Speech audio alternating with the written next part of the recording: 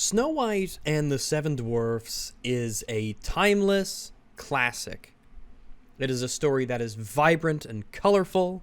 It is a story that has peril. It is a story that has incredible characters with their own little quirks, with their attitudes. It shows how some characters are flawed in ways, how some characters are good in ways, about the interactions that people can have and the value of friendship and being kind to others.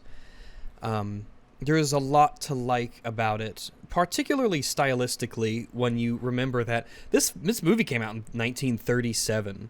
We are slowly approaching the 100-year anniversary of this movie. We're getting there. It's old. It is a movie that I grew up watching, like many of the older Disney classics. Pinocchio, for instance, was among them. 101 Dalmatians, of course. Snow White and the Seven Dwarfs. And when I watched that movie, right, I never took away anything negative about anybody, except for the evil queen of, she was clearly a bit villainous. He was very upset that she wasn't as let's say she was very upset she wasn't as bangable as the other women around her. We'll say that. But I won't wax on about Snow White and the Seven Dwarfs 1937. What I will do is I will bring to your attention some things that our boy Peter Dinklage said recently. Some things that I think are... They seem to be in line with his attitude of late. For those of you who don't know what I might be referring to, Peter is very upset that people didn't like the horrendously panned, the awful Game of Thrones Season 8 finale. He said people didn't like it because, quote, they wanted the pretty white people to ride off into the sunset together, end quote. He's very upset people didn't like the ending of that television show. It seems very few people did. So thank you very much, Mr. Dinklage, for injecting even more racial divisiveness into Hollywood. I really appreciate that. It's wonderful. I can see you're using that soapbox of yours wisely. Truly, you are a Hollywood actor. Disney is remaking Snow White and the Seven Dwarfs because of course they are, because everything must be pillaged and brought up and bastardized in an attempt to make even more money. Every remake so far that Disney has done lately has been disastrously bad. As far as I've seen, there are no good ones. I think the Lion King remake is certainly in contention for one of the worst movies ever made in the history of cinema. But this video isn't really about that in particular. It's about Peter Dinklage's comments concerning his attitude on the Snow White remake. He recently went on the WTF Podcast this week. I don't know about them. It's probably some corporate nonsense. To criticize the remaking of Snow White because he calls the old fairy tale a fucking backwards depiction of dwarfs. Here's what Dinklage said. I'll say all the stuff, right? There's a lot of hypocrisy going on. Literally no offense to anyone, but I was a little taken aback when they said they were very proud to cast a Latina actress as Snow White. Of course. But you're still telling the story of Snow White and the Seven Dwarfs. Take a step back and look at what you're doing there. It makes no sense to me. You're progressive in one way, but then you're still making that fucking backwards story about seven dwarfs living in a cave together. What the fuck are you doing, man? Have I done nothing to advance the cause from my soapbox? I guess I'm not loud enough. I don't know which studio that is, but they were so proud of it. All love and respect to the actress and all the people who thought they were doing the right thing, but I'm just like, what are you doing? That is all of what Peter Dinklage said that's of relevance to this, right? So we'll get things out of the way. For those of you who didn't know, yes, Snow White, named thus because of her snow white complexion. Well, I suppose this should come as a shock to no one that even a character who is called Snow White because of her snow white skin is, of course, well, I'm sure that's racist somehow. Right? I'm sure that's racist somehow. Dinklage clearly doesn't remember the movie, certainly not like I do, because when I remember Snow White and the Seven Dwarves, I don't remember their depiction being fucking backwards, and I certainly don't remember them living in a cave. In fact, here's a picture of where they lived. It's very idyllic, isn't it? It's very nice. What's interesting is that in the film, Snow White finds this cottage, this idyllic, peaceful cottage in the middle of the woods, right after she is running away from the huntsman as he tells her to go off into the woods so that the evil queen doesn't kill her. She gets tangled up in branches. There's these scary images of a dark forest that's trying to grab her, and it rips her clothes, and it's actually kind of fucking intense. It's intense, right? Especially if you're young watching it. It's spooky, not spoopy. That's a capital K, spooky kind of thing. And her finding of this idyllic cottage in the woods is meant to very clearly contrast that she has gotten away from the bad part of the woods, the scary part of the woods, that she can calm down for a bit. Because even after she escapes the scary part of the woods, Snow White breaks down crying because of the stress of it. It's too much for her to handle. So this cottage contrasts with what she's just escaped. She sees it as a place of tranquility, peacefulness, safety. And I think there's very few of us who would look at this image and would call it, as Peter says, a cave. Perhaps Peter's memory isn't quite jogged because the dwarves are miners. They mine. They dig in a mine the whole day through. And they dig because it's what they like to do. Because it ain't no trick to get rich quick if you dig with a shovel or a pick in a mine. In a mine? In a mine. In a mine. Where a million diamonds shine. See, I remember the song. It's good shit. Now, Peter, admittedly, you and I are both probably on the same page here in that we haven't watched this movie in many years. However, the difference between you and I is that I remember the movie, and you clearly don't. So maybe for future reference, if you don't remember what the source material is that you're referring to, maybe you should shut the fuck up. That aside, let's talk about the dwarves themselves. Each one of the dwarfs is named after a trait of theirs. They're called dwarves on the cover because they are dwarfs, right? But each one of them has a trait: bashful, sleepy, dopey, grumpy, etc. And each one of them seems to be a good person. Despite whatever trait it is that they have that sort of exemplifies their personality to the point that that's their name, they all seem to be good people. Even Grumpy, deep down, he is a good person. And when I watched this as a kid, there was never anything about Snow White and the Seven Dwarfs that I never felt like it. I never thought lesser of the dwarves. I don't think I ever considered the dwarves lesser people. Or that there was something about them that was derogatory. Or crass, you know? They seemed to be very well humanized. They were hard workers. They seemed to all be good people. They played instruments. They had hobbies. They kept a house, though it was admittedly very poorly kept. Probably because they're out working and working all day, right? All day through, in fact. But yeah, they were messy. That's all right. People can be messy. That's not so bad. I think any one of us can be messy, dwarves or not. When they find that Snow White has taken refuge in their house after escaping from the queen, after running to safety, they find that their cottage has been cleaned. It's spick and span. It is polished. They think it's odd. They find Snow White sleeping up in the bed, and they befriend her, and they come to a mutual agreement that she could stay there in safety, and they'll take care of her, and she'll take care of the house, and it seems to work out really well. They dance, and they clap, and they laugh. They seem to be very good friends. It's a very nice arrangement, honestly. It's very nice. When they learn from the animals of the forest, who have a great affinity for Snow White, of course, she's just the tits, right?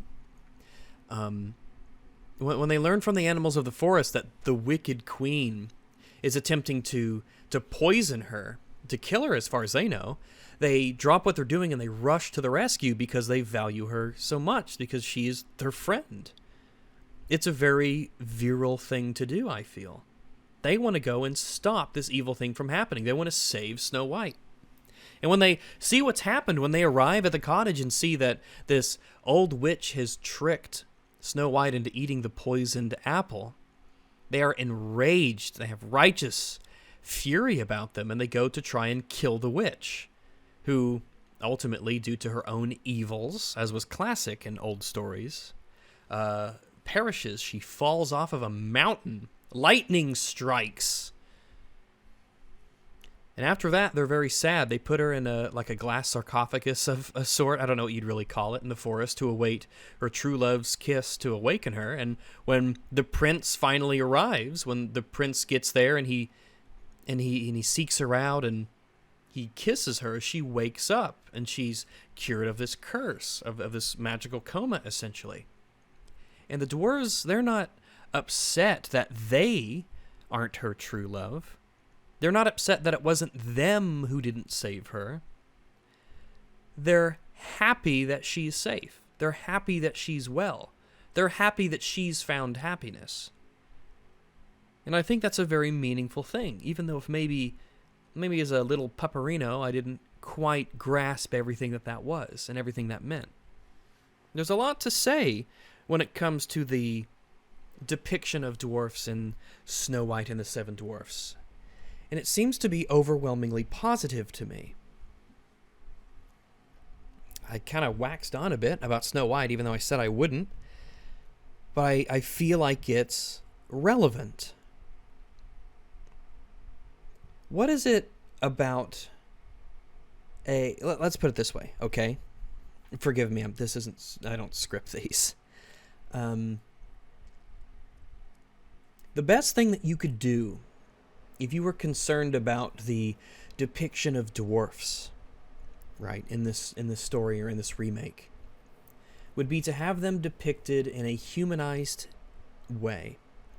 The dwarfs are people. They are not perfect. They're not terrible. But they're relatable. They all have their own traits. They have their strengths and weaknesses. They work hard. They are all different and unique in some way. They're just like you and I, dearest viewer. They're just like you and I. And I bet there's a lot of people in the world who would fail to, measure up to the quality of these dwarves. And what a better place the world might be if so many people took a few cues from the Seven Dwarfs in this movie. I guess just to be clear, the reason I'm saying dwarfs instead of dwarves is because the title is the Seven Dwarfs. So I don't know if that's I don't know why. That's just the way it is. So should we not depict these dwarfs well? I thought diversity and inclusion was such a big and important thing. And here we are with potentially one of the greatest opportunities to portray a kind of person, I don't know what the terminology would be, but to portray dwarfs, essentially little people. I'm legitimately not sure what they prefer to be called or what the politically correct term is. I just don't care, right?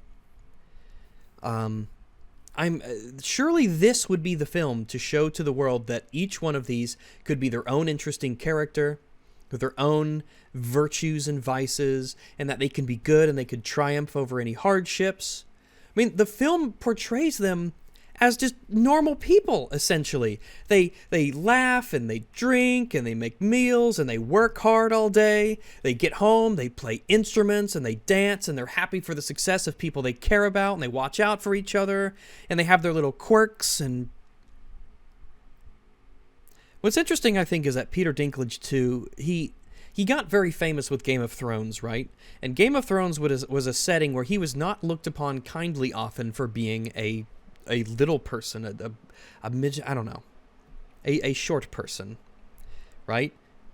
But he was fine doing that, despite how his character was treated.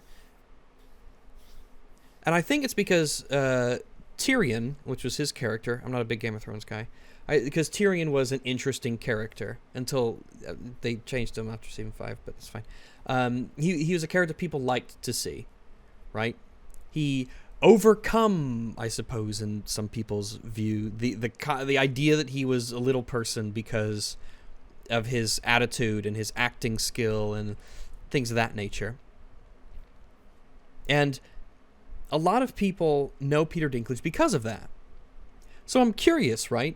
Does his outrage over this apparently fucking backwards depiction of dwarfs, who he thinks lived in a cave for whatever reason, I'm wondering, did he just put 7 dwarves out of a job? Because I can't help but think that these kinds of attitudes, instead of taking the mindset that this is an excellent opportunity for Disney to positively portray, dwarfs in society, they're just not gonna have them, or they're not gonna be dwarfs. Disney has come out recently and said that they're not going to be dwarfs. They're going to be quote unquote magical creatures.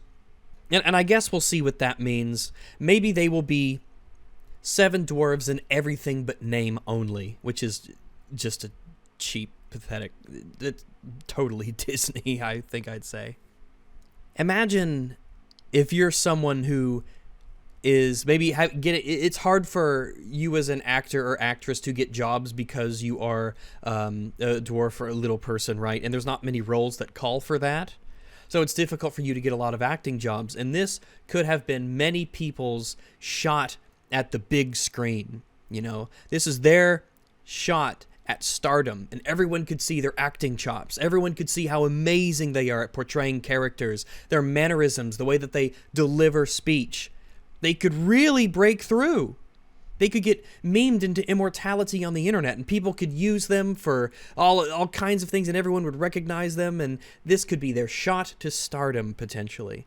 But they're never going to get that opportunity because, right? Because apparently, I guess having 7 dwarfs is offensive or whatever. I mean, Gal Gadot, fucking horrifically bad actress. I guess she's playing the queen, so she's fine. And all the normal-sized people and the beautiful actors and actresses, they'll be fine. They'll get all their jobs. But supposedly those who can't get their jobs as easily, right? The little people, the dwarves, right? As actors and actresses, I get. Sorry. But wouldn't you believe that it was Peter Dinklage, of all people, who helped to pull that ladder right up from under him? Because he's already made it. He's already in the spotlight. Everyone knows Peter Dinklage. Everyone knows that guy. But it's just like Ethan Klein and all the other fucking comedians who, I'm so sorry I said this in the past. I shouldn't have said that. That joke was offensive. No. No comedian should be able to say that. No one should be able to do these jokes. Just like all those fucking comedians.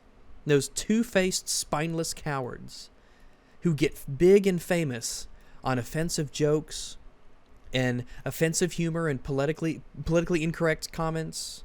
It's fine for them to get to where they are. And now that they're rich and famous and they don't need to climb the ladder anymore, it's all right for them to whisk it away from everyone else. It looks like in Disney's new Snow White and the 7 Dwarfs, Snow White will not be so Snow White, and the 7 Dwarfs will not be so much dwarfs. But it is 2022. What do you expect? I would be lying if I said I was surprised. Oh well. Fight the good fight, Peter. Fight the good fight. Make the world a better place. You're doing such a good job.